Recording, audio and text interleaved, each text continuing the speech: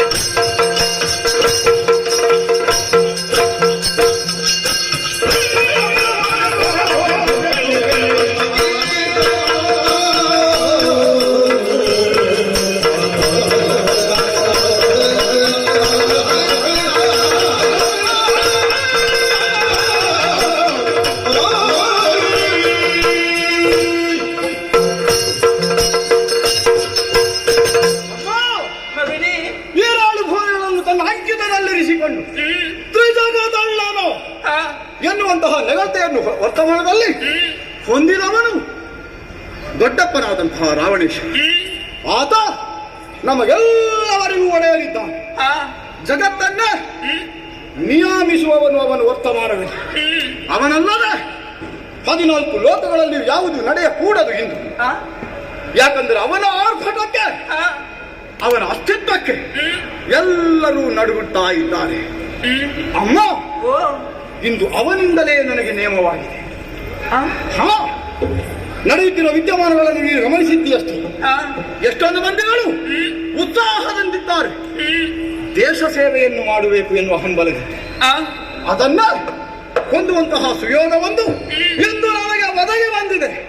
ರಾಮನನ್ನು ಬಾಣ ಮುಖದಿಂದ ಸೆಣಸುವಂತಹ ಅವಕಾಶ. ಆದ್ದರಿಂದಲೇ ಭೀಮ ಪರಾಕ್ರಮಿಯಾದ ಅದೆಷ್ಟೋ ಪಟುವಟರಿದ್ದರು. ಎಳೆಯರಾದಂತಹ ನನಗೊಂದು ಅವಕಾಶ. ನನ್ನೊಳಗಿರುವಂತಹ ಭೀಮ ಪರಾಕ್ರಮವನ್ನು ಹೊರಗೆಡಹಿ ಹಾಕುವುದಕ್ಕೆ. ಆದ್ದರಿಂದ ದೊಡ್ಡಪ್ಪನಿಂದ ಆಶೀರ್ವಾದವನ್ನು ಹೊಂದಿದ್ದೇನೆ. ಶುಭ ಹಾರೈಕೆಯನ್ನು ನಮ್ಮ ಸೇನೆಯ ಮಿತ್ರರೆಲ್ಲರೂ ಮಾಡಿ ಪೂರೈಸಿದ್ದಾರೆ. ಒದಗಿ ಬರಬೇಕಾದದ್ದು ನಿನ್ನಿಂದ ಮಾತ್ರ ಆಣತಿ ಅಪ್ಪಣೆ. ಪ್ರೀತಿಯಿಂದ ವಿಜಯೀ ಭವ ಎನ್ನುವ ಹಾಗೆ ಹರಸಿದ್ರೆ ನಾನು ಮುಂದೆ ಹೆಜ್ಜೆ ಇರುವವನಂತಾಗುತ್ತೇನೆ.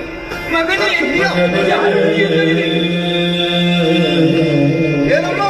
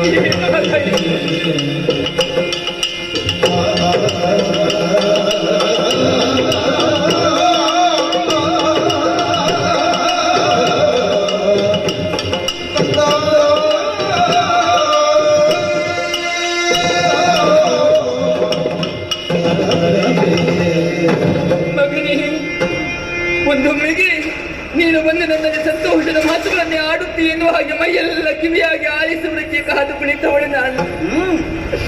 ಆದರೆ ನೀನು ಆಡುವಂತಹ ಮಾತುಗಳನ್ನು ಕೇಳಿದಾಗ ಬರ ಸಿಡಿಲೇ ತಲೆಗೆ ಅಪ್ಪಳಿಸಿದಂತಹ ಅನುಭವವನ್ನು ಕೊಡ್ತಾ ಇದೆ ನನಗೆ.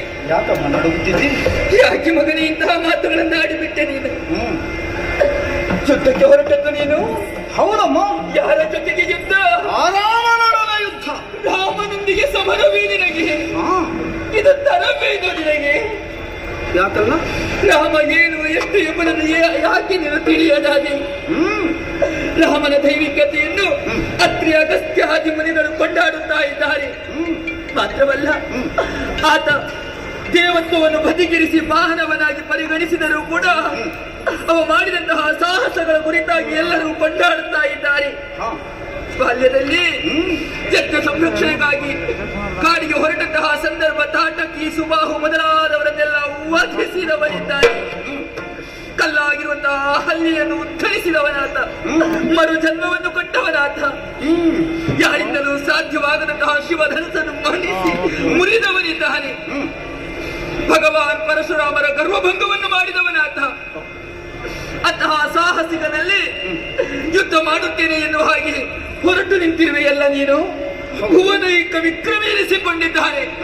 ವಿಘಟ ವಿಕ್ರಮಿಯಾದಂತಹ ರಾಮನೊಂದಿಗೆ ಕಲಹ ಮಾಡುತ್ತೇನೆ ಎನ್ನುವ ಹಾಗೆ ಮುಂದುವರಿದೆ ಅಂತಾದ್ರೆ ಇದು ನಿನ್ನಿಂದ ಸಾಧ್ಯವಾಗುವುದಕ್ಕುಂಟೇನೋ?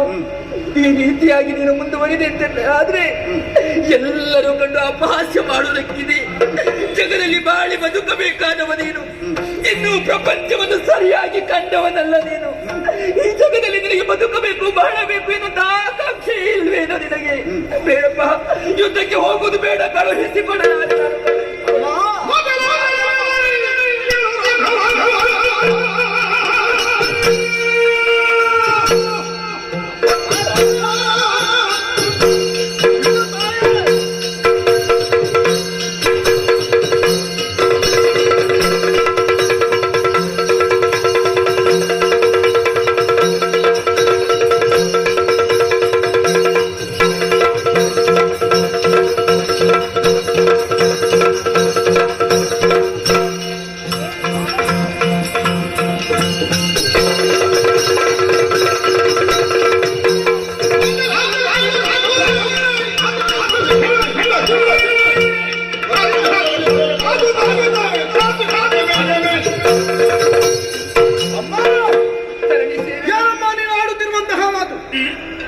ರಾಮನ ವ್ಯಕ್ತಿತ್ವದ ವಿಶ್ವಾಸವನ್ನು ನಾವೇನು ಅರಿಯದೇ ಇದ್ದವರಲ್ಲ. ರಾಮನಾಗಿ ಪ್ರಪಂಚದ ಬೆಳಕನ್ನು ಕಂಡವನಲ್ಲ ಅವನು. ಶ್ರೀರಾಮ ಎನ್ನುವ ಹಾಗೆ ಹುಟ್ಟಿನಿಂದಲೇ ಗುರುತಿಸಲ್ಪಟ್ಟವರು ಎಂದಾದರೆ ಸಂಪತ್ತಿಗೆ ತಾನು ಅಧಿಪತಿ ಎನ್ನುವುದನ್ನು ತೋರಿಸಿದವನೇ ಹೌದು. ಹಾಗಿರುವಾಗ ಅವನೊಳಗಿನ ಒದಗಿದಂತಹ ಈ ಯುದ್ಧ ಸರ್ವತಾ ಸಲ್ಲ ಎನ್ನುವ ಹಾಗೆ ನೀನಾಡುತ್ತಿದ್ದಾದ್ರೆ ದೊಡ್ಡಪ್ಪನಿಗಿಂತ ದೊಡ್ಡ ಮತಿಯವನು, ಸಾಮಗಾನವನ್ನು ಆಡಿದವನು, ವೇದಕ್ಕೆ ಭಾಷ್ಯವನ್ನು ಬರೆದವನು, ವಿಶೇಷವಾಗಿ ವರ್ತಮಾನದಲ್ಲಿ ಅವನನ್ನು ಮೀರಿಸುವವರು ಪ್ರಪಂಚದಲ್ಲಿ ಯಾರೂ ಇಲ್ಲ. ಹಾಗಾದರೆ ದೊಡ್ಡಪ್ಪನು ರಾಮನನ್ನು ತಿಳಿಯದವನೇ, ಚೆನ್ನಾಗಿಯೇ ತಿಳಿದಿದ್ದಾನೆ ಎನ್ನುವುದೇ ಅರ್ಥ. ಸದಾ ಕಾಲವು ಸೀತಾಮಾತೆಯನ್ನು ನೀನು ಸೇವಿಸಿದರೆ ಸಿದ್ಧಲಾಗಿ ರಾಮನ ಕುರಿತಾಗಿ ನೀನು ಚೆನ್ನಾಗಿ ಅರಿತವನಿದ್ದೀಯ. ಆತನನ್ನು ಕಂಡಿಲ್ಲವಾದರೂ ಕಲ್ಪನೆ ಮಾತ್ರದಿಂದಲೇ ಆತನ ವ್ಯಕ್ತಿತ್ವದ ವಿಶೇಷವನ್ನು ತನ್ನದಾಗಿಸಿಕೊಂಡವಳು ನೀನು. ಅಮ್ಮ, ಲಂಕೆಯನ್ನೊಮ್ಮೆ ಸರಿಯಾಗಿ ನೋಡಂತೆ. ಕೊಂಬಟ್ಟಲಲ್ಲಿ ಮುದ್ದಿನ ಅನ್ನವನ್ನಿಟ್ಟು ಉಣ್ಣುತ್ತಿದ್ದವನು ನಾನು ಒಂದು ಕಾಲದಲ್ಲಿ. ಅಪರಿಮಿತವಾದಂತಹ ದಿನಗಳಲ್ಲಿ ವಾತ್ಸಲ್ಯದ ಅನ್ನವಾಗಿತ್ತು ನನಗೆ ಉಣ್ಣುವರೆ. ಆದರೆ ತಾಯೇ, ಅದೇ ರೀತಿಯ ಅನ್ನವನ್ನು ಉಣ್ಣದೆ ನಾನಿಷ್ಟು ದಿನ ಆಗಿದೆ ಗೊತ್ತಿದೆಯೋ ನಿನಗೆ? ನಮ್ಮಪ್ಪಯ್ಯ ಯಾವತ್ತು ಬಂದಂತಹ ಮುಂಬರುವ ಪಾಳೆಯವನ್ನು ಸೇರಿ ನಮ್ಮನ್ನು ಬಿಟ್ಟು ಆ ಕಡೆಗೆ ಗಮಿಸಿದ್ದಾನೆ. ಆ ನಂತರದಲ್ಲಿ ನೀನು ನನ್ನ ಜೊತೆಯಲ್ಲಿದ್ದುದು ಕಡಿಮೆಯೇ ಹೌದು. ನಿನಗಾದರೂ ಸೀತಾಮಾತೆಯ ಸೇವೆ, ಅಪ್ಪನಾದರೂ ರಾಮ ಸೇವೆ ಮಹಾಭಾಗ್ಯ ಎನ್ನುವ ಹಾಗೆ ಹೋಗಿದ್ದ. ನಾನು ಯಾರೊಂದಿಗೆ ಬದುಕುತ್ತಿದ್ದಮ್ಮ? ನನಗೇನಿತ್ತು? ಎಲ್ಲವರು ಯುದ್ಧಕ್ಕೆ ತಳ್ಳುತ್ತಾ ಇದ್ದರು, ಬಂದುದನ್ನು ಅನುಭವಿಸುತ್ತಾ ಅವರಷ್ಟಕ್ಕೆ ಇರುತ್ತಾ ಇದ್ದರು. ಅವಕಾಶವೇ ಸಿಗುತ್ತಿರಲಿಲ್ಲ ನನಗೆ. ಇಂದವಕಾಶ ಒದಗಿ ಬಂದಿದೆ. ನಿನ್ನ ಸೇವೆಯಿಂದ ಪುನೀತನಾಗುವ ಭಾಗ್ಯ ನನ್ನದಾಗಲಿಲ್ಲ. ಅಪ್ಪನ ಸೇವೆಯನ್ನು ಮಾಡುವುದರಲ್ಲಿ ನಾನು ಧನ್ಯತಾ ಭಾವವನ್ನು ಹೊಂದಿದ್ದೇ ಇಲ್ಲ. ರಾಮನೊಡನೆ ಯುದ್ಧ ಮಾಡಿ ಜೀವನದ ಸಾರ್ಥಕ್ಯದ ಕ್ಷಣವನ್ನು ಅನುಭವಿಸುತ್ತೇನೆ ಎನ್ನುವ ಹಾಗೆ ಮುಂದುವರಿದರೆ ಕಣ್ಣೀರನ್ನೆರಿಸುತ್ತೀಯ ತಾಯಿ. ನಾನು ಹೋಗಲೇಬೇಕಮ್ಮ. ನಾನು ಯುದ್ಧಕ್ಕೆ ಹೋಗ